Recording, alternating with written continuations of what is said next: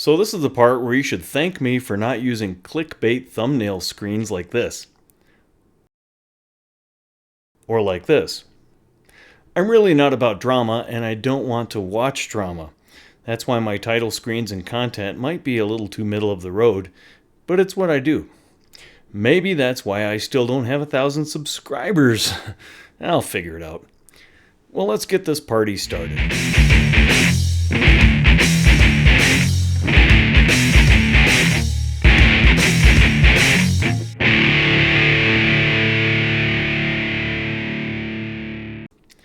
What?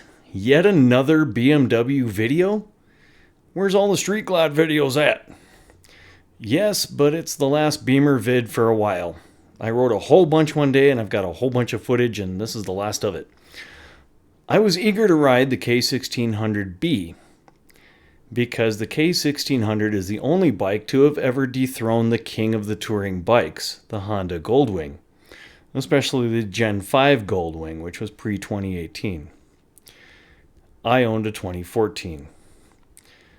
All it really took at the time was a sixth gear, because the Goldwing had always lacked a sixth gear up until recently. Now it has 7 gears, considering that the DCT version is all that's offered. According to Honda, 2/3 of wing purchasers prefer DCT anyway, as do I. DCT is dual clutch transmission, which means it's automatic, but you still have paddle shifters, so it's really not too different. Well, let's look at this 2023 BMW K1600B. The B is for bagger. It's that simple. Look, it has a wheel, at least one. Looks like a 120mm 17-inch. The suspension looks a little different than the GS bikes and the RT, but it's still dual lever, central spring strut, capable of 4.5 inches of travel, and something that only BMWs and Goldwings have. And the two things are different, they're not a copy of each other. It appears we have a radiator under the headlights, and some more behind the front wheel. This is completely different than the GS and RT bikes that have them side by side, but those are both twins. The fairing has these nifty little pull-out vents. They actually make a big difference on a hot day if you're moving. I added some to my Goldwing, and they saved me from heat stroke behind its freight train facade of a fairing. Of course, you have LED headlights. Now, just like the RT, you have an electronic windshield. The gas tank, shaped much like the R1250 RT, holds 7 gallons, which is a lot on a bike. The only bike I know of with a larger tank is BMW's own GS Adventure, which holds 8 something. The heart of this beast has something in common with the Goldwing: 6 cylinders. However, these are ironically in line, instead of BMW's usual boxer style, which, ironically, the Goldwing has. This engine features 160 horsepower on a touring motorcycle. And where some bikes have to go shy on the torque end to get there, not so with this one. You get 132 foot-pounds of torque. Those are some mighty big numbers for a bagger. Now, do you prefer floorboards or pegs that you can stand up on? How about both? Most of us put both on anyway. Well, if we get the mid-pegs to start with. The battery compartment is under the seat, which should make it easy to get to. Speaking of the seat, it is plush, textured, contoured, and heated, just like a Goldwing, although this one fits me better than the new Goldwing seats, which are a bit wide. It's called a bagger because you don't get a top case on this model. That saves you some weight, but also some wind drag. The standard Goldwing is now sans top case as well. Look, it has a rear wheel too. Hallelujah! I was wondering if it would. This is a 190mm 17-inch wheel, just like the front 17-inch wheel. Goldwing goes the other way there. There are two very beefy mufflers, which are not made so much to make moto music as they are to actually muffle the motor. Six-cylinder bikes sound much better when quiet. Behind the muffler, I spy a shaft drive, perfect for riding without worry of stretching a belt or a chain.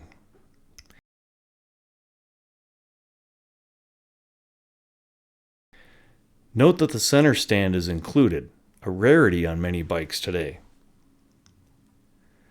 Now here's something I've never seen before, an oil filter behind the shift lever. As long as the shifter can get out of the way far enough, it should be easy to change the filter, and it's better protected from road debris. Now moving upstairs, you see the 4 preset buttons, same as on the RT. These bars appear to have been raised with an optional tall set. That will be much appreciated, thank you.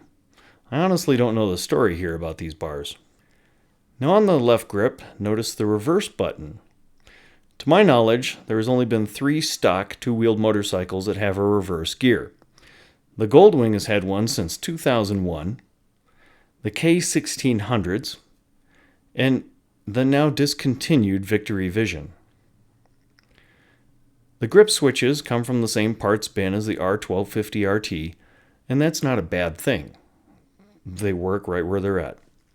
In fact, the 10-inch TFT display and computer appear to be the same as well, almost including the ride modes.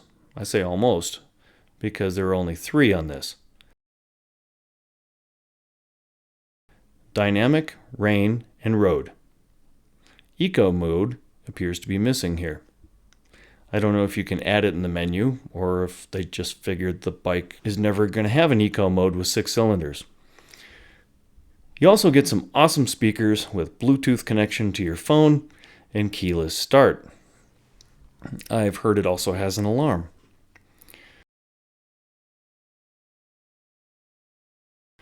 So let's take it out for a spin. I remembered the side stand this time. I'm eager to ride this. I'm looking for a Goldwing replacement.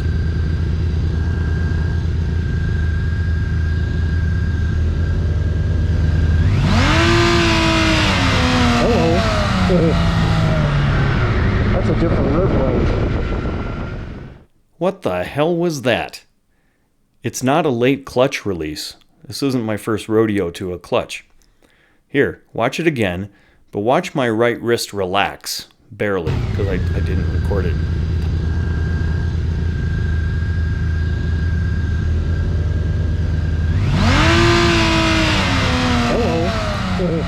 With only 1/8 of a turn, the engine goes from 1.5 thousand RPMs to 6,000 RPMs.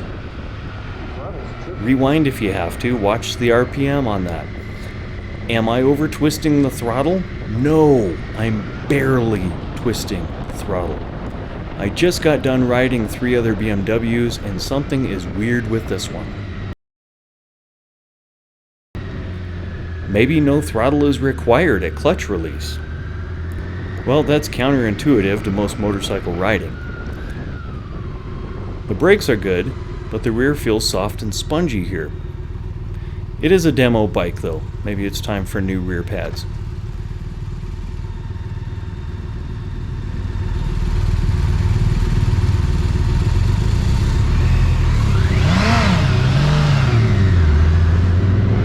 And there's that snatchy throttle again. I babied it this time. The throttle is definitely overreactive to the slightest twist.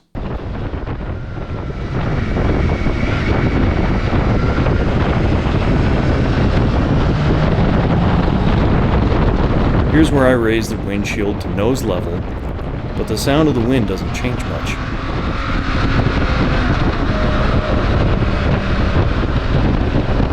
It's not quite the right shape. The lower half lets too much wind by. You can hear it in my mic.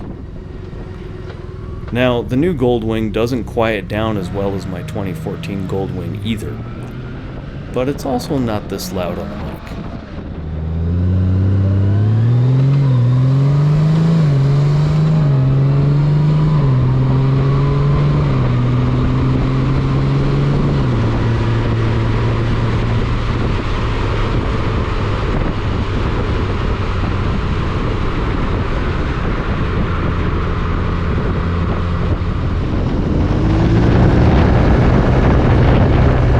Am I being too critical on the BMW K1600?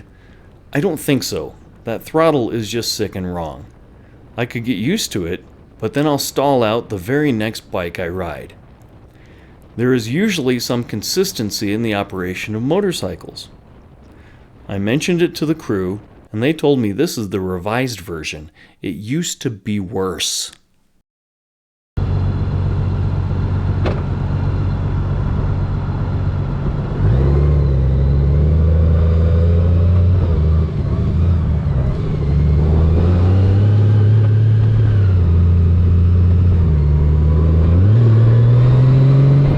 Does this mean I'll go march into Honda and buy another Goldwing, though? Not necessarily, and here's reasons. If you look at this little chart I made between the BMW K1600B and what I'm calling the Honda F6B, which is what they used to call them when they didn't have a top case. Here's what I found for horsepower. So the BMW K1600B has 160 horsepower at the engine, but we're having trouble comparing it to the Honda Goldwing because Honda doesn't list the numbers on the 6th generation. And if you go online, you'll find numbers of horsepower all over the chart. So this is why I revised this video. The BMW, we know from this dyno, has 136 horsepower to the rear wheel. So to compare apples with apples, we have to do the same thing with the Honda. Now, my 5th generation Goldwing had 125 horsepower, but only about 104 of that made it to the rear wheel. Both of these bikes have shaft drives. Shaft drive is the least efficient way of converting horsepower to the rear wheel. A chain would be best, but who wants to work on a chain? So, the Honda, with its supposed 125 horsepower, has only 90 horsepower going to the rear wheel on the DCT version.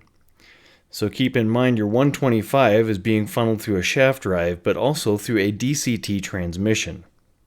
And that cuts it down, believe me, to 90 horsepower, and here's the dyno chart. So we're comparing a BMW with 136 horsepower to the rear wheel to a Honda with 90 horsepower to the rear wheel. But still, if you're not going to race either one of these bikes, how much do you really need? Torque. BMW, 132 foot-pounds of torque. The Honda has only 102, but it is way down low. When you release that clutch, all the torque is right there on command. The weight. The BMW is 29 pounds lighter than the Honda. 29 pounds, no big deal. Not too concerned about that. The gears. You do get 6 gears with the BMW K1600. And I say 6 or 7 here because if you bought last year's Honda Goldwing Standard, you got a choice of the DCT or the Standard. And the Standard had 6 gears, the DCT has 7. The final drive, they're both shaft, they're both reliable, they're both great, nothing to say there. Tire widths, not really going to go into that other than the BMW has 17-inch tires front and back. The Honda has an 18 in the front and a 16 in the back. That'll affect the handling a little bit, but I couldn't really tell you how. I'm going to guess that the BMW is slightly more nimble. The fuel tank, 7 gallons compared to Honda's 5.5. No way around this. You're going to ride a longer day on the BMW than you will on the Honda Goldwing.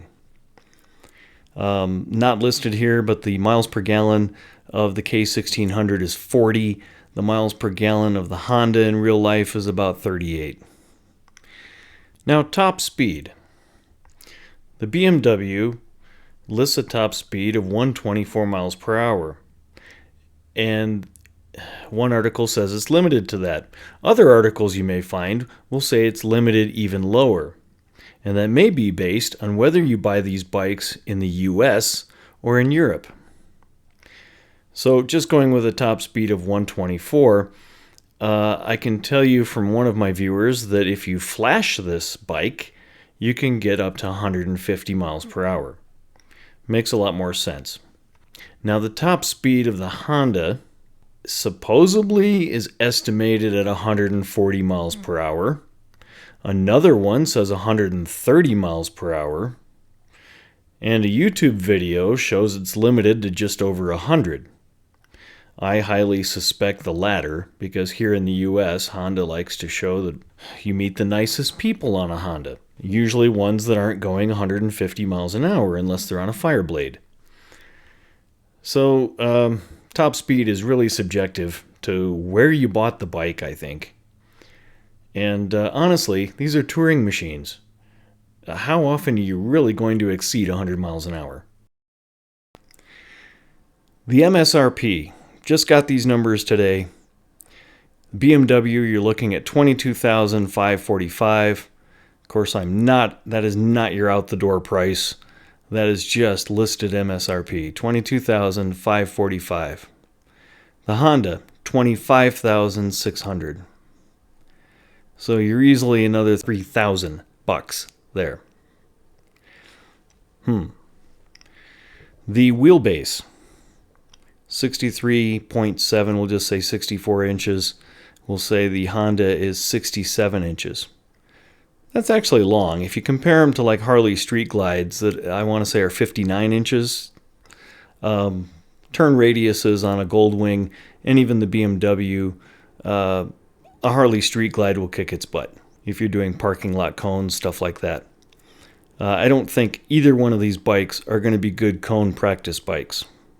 Especially a DCT Honda. You'll be riding the rear brake through the cones all the way through. Seat height. We're just going to call it even.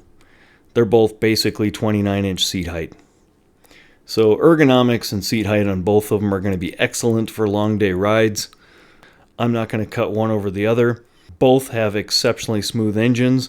In fact, riding the K1600, I almost felt like I was on a Goldwing engine. I mean, they're both 6 cylinders. They both feel very much the same and even sound the same to me. I mean, I'd have to ride them back to back to notice a difference. So there's some numbers to think about, especially the $3,000 difference in price range. Which one's going to be cheaper to maintain? Really hard to say, because if you've ever seen anyone replace an air filter on a Goldwing, you're in for a couple hours of labor right there and tearing the bike apart. I don't know. I've heard that BMWs are far more expensive than other bikes, but I have not experienced that myself, having not owned one. And from these numbers, they're actually $3,000 cheaper to start with than the Goldwing. And yeah, so there you have it. Rounding this up a little bit, the BMW K1600B has much more power than the Goldwing, while getting better mileage and longer fuel range from the tank. So if you're not one to get off your bike very often, BMW is going to win this. Some of that is due to its 12-to-1 compression ratio, compared to the Goldwing's 10-to-1 compression ratio. Now, I'm not going to get into the science of this, but what it means is that a 12-to-1 is under a lot more pressure, and you can go through some piston rings a lot faster, which means it might not last as long as the Goldwing. But we have to look at the times we're in right now. This is just conspiracy, but we all may be forced into electric bikes or out of bikes altogether in the next decade anyway. Especially if you all keep voting for the Fear Factor party. Yeah, I said that. You can count on some side faction movement to use facts and figures to get people off of those dangerous two-wheeled air polluters. And I'm afraid electric bikes won't have enough purchasers to fight to keep motorcycles legally on the road. What I'm saying is that once we all go electric cars of some kind, the next step will be getting the gas-powered motorcycles off the road. And if only 10% of everybody buys electric bikes, there won't be a legal leg to stand on to keep two-wheelers on the road anyway. So, conspiracy theory, or are riding days numbered? I'll get down off my soapbox now.